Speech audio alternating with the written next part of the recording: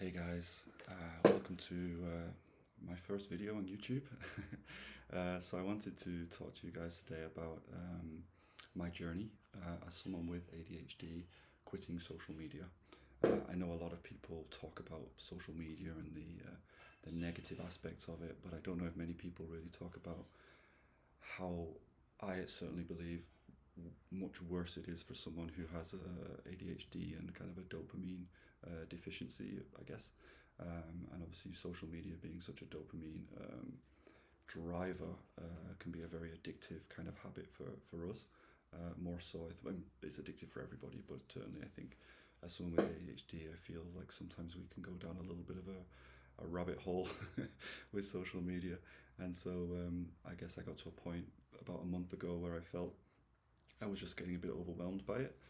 So today I just wanted to have a chat with you and talk to you about my journey, why I did it, where I came from to get to that point, what I experienced, and also at the end of it, kind of what benefits that I've experienced and what I'm doing next. So yeah, today is really about sort of my journey. I'm going to talk about why I quit, like I say, what I experienced, any techniques that I used, and how I'm feeling over this last like 30 days. So just to give you a bit of context, about a year ago, I was officially diagnosed with ADHD. I always probably knew I had it, as many people kind of already do, but I didn't have the hyperactivity aspect of it as a child, and I think therefore I was probably not diagnosed for a long time. I kind of flew under the radar, but I've always kind of struggled a little bit with poor focus, jumping from topic to topic, starting and never finishing. Um, Poor social skills, particularly at work. I don't know if anyone else experienced this, but I tend to have this need to talk over people, to say what's in my head straight away. And I know this comes from just a fear of like if I don't say it, I'm going to forget it. And so I try to kind of get that out there, but then it can just lead to, talking over people, appearing as rude. So I try to, hold it back as much as I can, but then sometimes the idea is gone, and then I've lost an opportunity to share an insight that might be useful for people. Um, my memory's not fantastic, so even here I've got like a little guide for me because I know I'm not going to just flow like this. I'm going to get to a point and then I'll start talking about rabbits or some other topic for no apparent reason. So lose my train of thought was the next thing I was writing.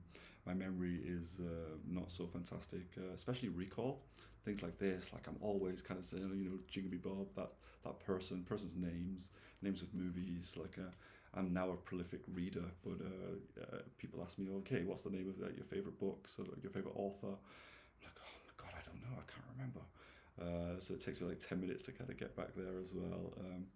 But there's some of like the negative aspects. I also think actually having ADHD is a bit of a superpower, certainly for me. There was a quote I think once from Alice in Wonderland, where she said, like, I think of 7 impossible things before breakfast, and I can easily think of 25 impossible things before breakfast without even blinking.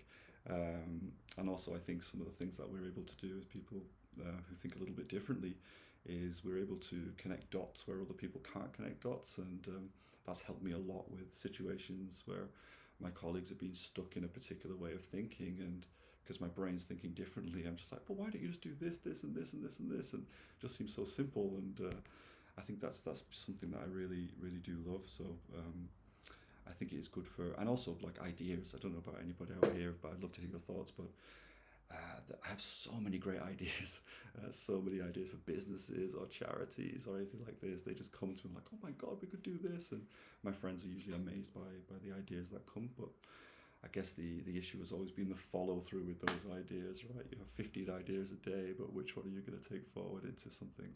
So that's a little bit about me, and so I was diagnosed, and then I was given kind of the Elvance, or I guess you call it Vivance in the US, and that was a godsend initially for sure. When I first started, I was on the 30 mils, and it just gave me this level of hyper focus in the mornings that I just never experienced in my life. I was able to get work done, things I've been putting off forever, procrastinating on. I was just able to do them in the mornings and like churn through work. And then in the afternoons for my job, I was then kind of a little bit calmer. I wasn't able to do the work calls, but I was very prepared. And so I kind of leapt forward dramatically in my job and in my role, and I felt way more confident about what I do. Which ironically is a project manager. I don't know how I got that role, but I think it's the need to control my life and my scatty brain. Um, so yeah, I was on Vivance, and slowly, gradually, I guess the dosage went up and up and up. I got to about 70 mils, which I think is the highest, and there came a point where I just started to feel a bit overstimulated, a bit overfocused. I was becoming a little bit robotic, and I could see like I was just becoming kind of addictive. I couldn't stop this hyper focus that was going on. So at one point, I just decided I was going to stop on the Vivance, and try and kind of get back to a more like natural state for myself. And I'm not advising this for anybody, by the way. I don't think anyone should go cold turkey like I did. You should talk to your doctor or prescribing psychiatrist, and you can level down. I think I just it's all or nothing really with me, and so I just decided to go straight off it. And at the same time, I also stopped social media as I was starting to feeling. I guess what I was combining in my head, at least the LVANCE and the social media. So one of the things I observed was, if I have something positive I need to do, the LVANCE is going to get that done for me, and it's going to be great. If I don't have anything positive to do, or I haven't kind of thought about something that I need to do, then the hyperfocus is still there, but then that just goes into other avenues, right? And social media being the one for me. I found that I was becoming like really fixated on social media. I was losing 4 to 5 hours of my day. I was in between work calls. I'm on the phone. Even in the work call itself, I'm on the phone. I'm with friends. I'm on the phone. I'm walking down the street. I'm on the phone. Like I bumped my head a while back because I walked into a lamppost because I was on my phone. And if I didn't have my phone with me, I was agitated and stressed. And I don't know if anyone else can relate to that, but I was getting really addicted to the phone. And so I thought, well, maybe this hyper focus is positive, but also is a little bit was a bit too stimulated for me. So I decided to go cold turkey, cut off the Vivance, and also cut off the social media. I would say in terms of which is why I say I don't advise people to do this. I would say it was a rough 2 weeks for sure. I just lost all my energy completely for the first week. Like it was literally just like go to bed. I managed to get through my work days, but as soon as I'd finished my meetings, I went to bed. And I'd say within 3 days, I'd probably got through the worst of the LVANCE withdrawals, which they say doesn't exist, but for me, certainly my energy was definitely different and much slower. And then I kind of started to feel normal within like that week, and the second week I felt completely back to kind of my old self and back to my kind of scatty brain again. But I kind of liked it. I felt my personality was kind of coming back once my hyperfocus had reduced.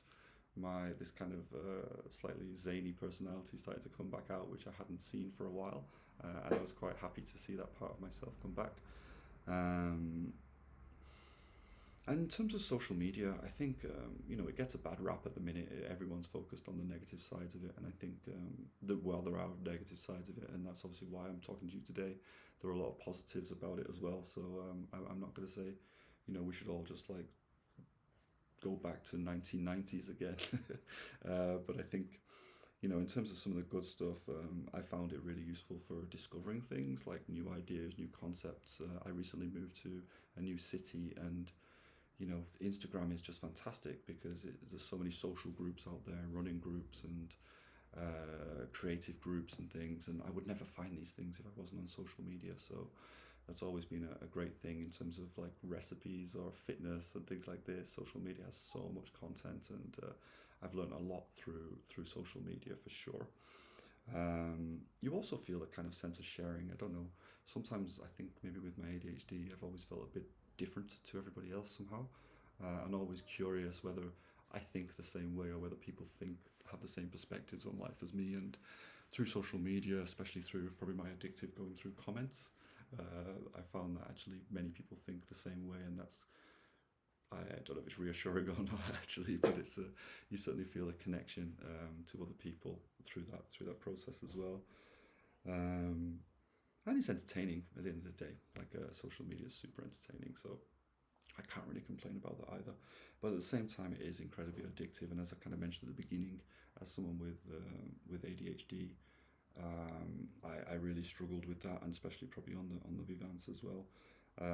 Obviously, we have a low dopamine, and so this is a dopamine fix for us. So we're gonna consume and consume and consume, and I think that's why I was spending sort of most of my day on most of my evenings on social media, was just to get that fix, to just feel normal, to feel human, to feel kind of entertained, and to probably avoid dealing with my life and things like this.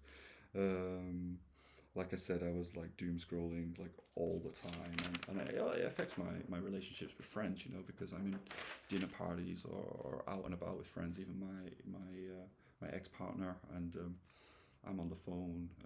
I'm not present. Um, I'm communicating via videos a lot of the time rather than actually just say what I feel. Um, Also, there's a comparison that we make, I think, with the online world. I think rationally, I understand that this is not reality, but there's a part of my brain that still compares myself to other people and going, why am I not living in Bali? Why do I not have the perfect body? Why am I not mega rich? Why am I not as beautiful as these people? Why do I dress as well? There's a lot of pressure, because these are like unrealistic standards. These are edited videos of moments, and we all have beautiful moments, but if you only see the curated life of someone and the beautiful moments, when your life just isn't like that at all, and most of the time you're just working a 9 to 5 job, and going to the gym and just trying to remember your name. Sometimes it could be a bit depressing, I think, to see other people living this perfect life. It leads to unrealistic expectations as well, obviously, and just feelings of being overwhelmed and overstimulated. I think that constant. I found like my attention span, for example, which is already poor, reduced dramatically. Like even in work calls, when people are talking, I'm like, get to the point, man. Like probably like me in this video, get to the point and just like summarize. And then I find myself trying to predict what they're going to say next. Just to kind of get things moving faster, because I just don't have the attention span. Even there's a point now where I'm in my work emails and I'm skim reading. Like I can't be bothered to read the whole email anymore, and sometimes I get it wrong. I'm missing the main point because I'm just skimming, and I'm having to use my imagination to fill the gaps a little bit rather than just sitting down and reading. It's affected my even watching television. Like having my phone near me, of course, I'm not going to watch a full Netflix show. I'm going to be jumping between videos and Netflix, so my focus is reduced there as well. So it's not so entertaining.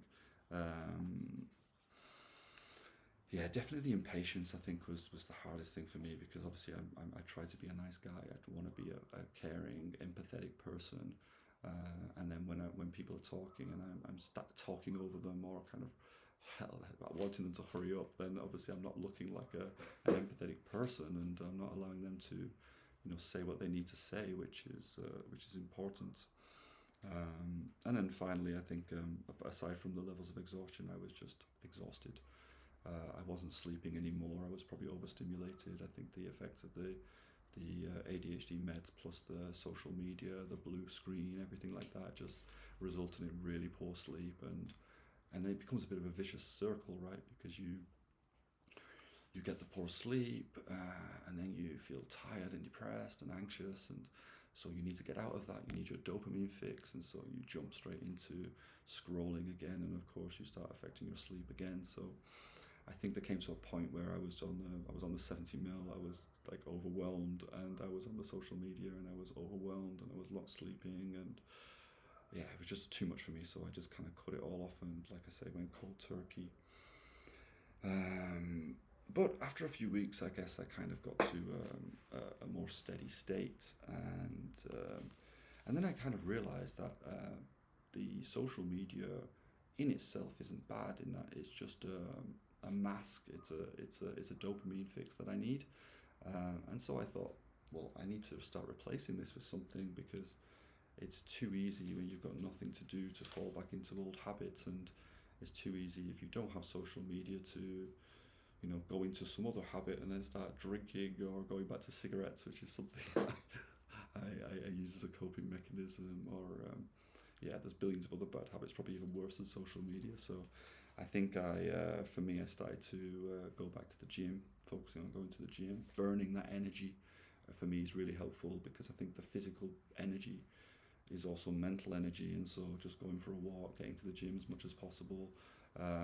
I also started doing cold showers, so I've done a lot of research online, as probably you all do, looking at YouTube and all these cures for increasing dopamine and helping with ADHD brains, and I've tried them all, to be honest. So I started throwing in the gym, throwing in the cold showers, and they do absolutely work. Like, the cold showers are horrible, but when you finish, you just feel fantastic at the end of it. The gym as well, always, like, I don't love it, but I do feel great when I've done it, and I feel, again, I've achieved something. I started reintroducing my reading just to fill my time. So when I pick up the phone, I pick up a Kindle instead, which is probably the best thing I've ever bought. To be honest, it's really, really cool. And what I decided to do to help me with re-engaging this passion for reading was just finding books that are super fun or super stimulating. So not worrying about the content. It doesn't have to be a self-help book. For me, was fantasy novels, anything to do with kind of Lord of the Rings type worlds, or John Gwynne or Brandon Sanderson. I can't remember the name. Yeah, these kind of authors have been really great for me, and it's really like ignited my passion again for reading. I have started doing a little bit of drawing as well, and trying to do a bit of volleyball as well, just to get myself out there and more human contact rather than social contact. And another thing that I wanted to talk a little bit about, which is probably the biggest surprise for me out of all of this, was journaling. So journaling, I came across journaling probably a year or so ago. When I was when I was first diagnosed, I was looking for alternatives to medicines at the beginning, and I saw journaling as a way to kind of focus the mind a little bit. And I tried it. I bought myself a beautiful leather journal, got myself a beautiful pen, but I found I could never stick with it. It just wasn't really kind of sticking. So I tried doing it in the evenings, but I was too tired sometimes. I tried doing it in the mornings, but I didn't have a good routine, so it would fall off after about a week, despite me enjoying the process. And it wasn't until more recently that I was reading Atomic Habits, which is a highly recommended book. I've not finished it yet, but it's really, really cool. It's just makes you think a little bit about how habits are created and how to change habits. And one of the things he was talking about was kind of linking in a new habit to an existing process. Thereby you kind of like automatically do the new thing. So one of the things that I was doing was getting up a little bit early in the morning to have a bit more of a morning ritual. So getting up, making a morning coffee, and just like chilling for 10-15 minutes before I head down to the gym. And so I just introduced the journal into that point with the coffee. So now I go onto the terrace outside my room and get my coffee and get my journal and just start writing. I usually start with things like what I did yesterday, so kind of just the actual facts. Yesterday I went to this group and I met these people, and that usually then starts to lead to how I was feeling or what I'm feeling, and then from there I start to sort of delve into that feeling a little bit. And what was fascinating with me is I tend to overthink all the time about everything, but I never come to a conclusion. It's just my brain is spinning and spinning. But with journaling, it's like I don't know the exact mechanism of why it's different for me, but maybe it's the writing on a physical piece of paper with a pen. You have to go a little bit slower because I can't write so fast as my brain's going. And I think maybe that's slowing down and writing, as well as sort of seeing it back and maybe hearing it in your head as you're saying it. It just seemed to allow me to process those feelings in a way, and I was coming up with conclusions, or not conclusions, but I guess understanding what was going on, and coming up with suggestions about how I could deal or tackle with whatever the issue was or the feeling that was coming up for me. And so it's been a really interesting process. Like, it really feels like CBT therapy or talking to a therapist. It's a very healing process, the journaling, for me, and it's something that I think I would like to try and continue and embed it completely, because it's been very, very positive. And I usually finish my journaling with a bit of a to-do list, which is probably the most impactful change that I've made, or I've tool that I've used since I've had ADHD.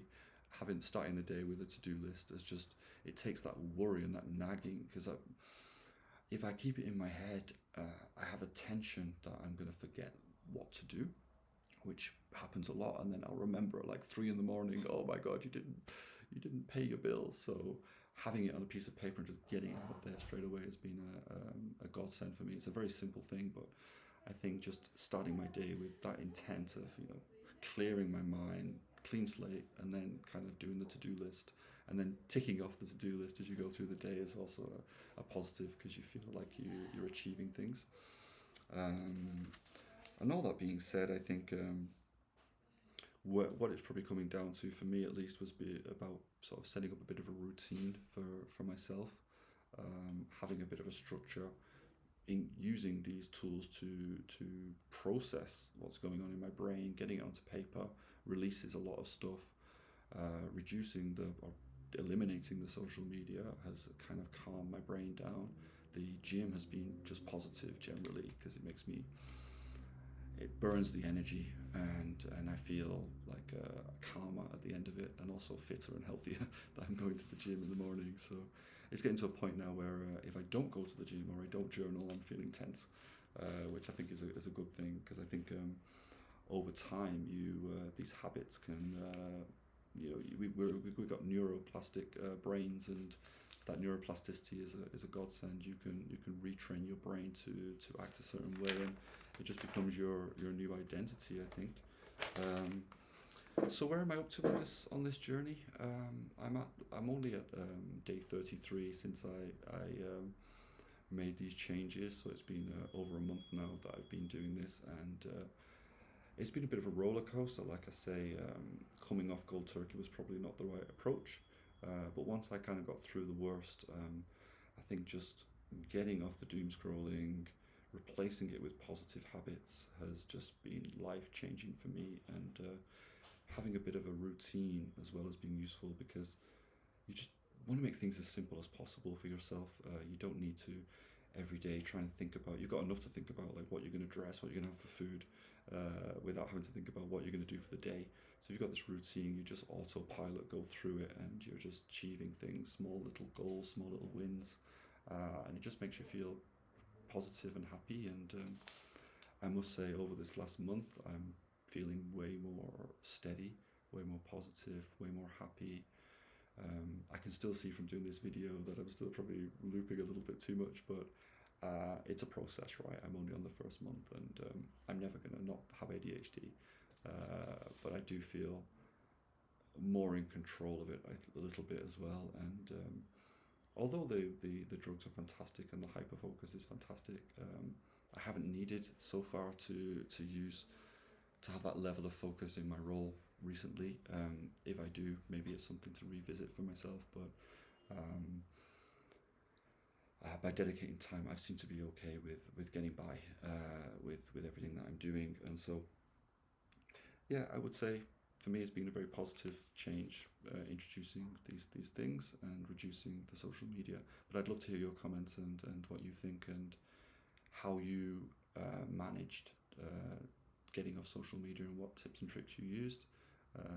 Always open to learn new things as well. And if you've got any questions about anything that I've put here, anything, just message me directly or leave a comment, and I'll be happy to respond. And yeah, that's it. Thank you so much for your time, and thank you for your patience. If you got to the end, you're amazing, because this is 24 minutes of me rambling, but thank you so much. Thanks, guys. Bye bye.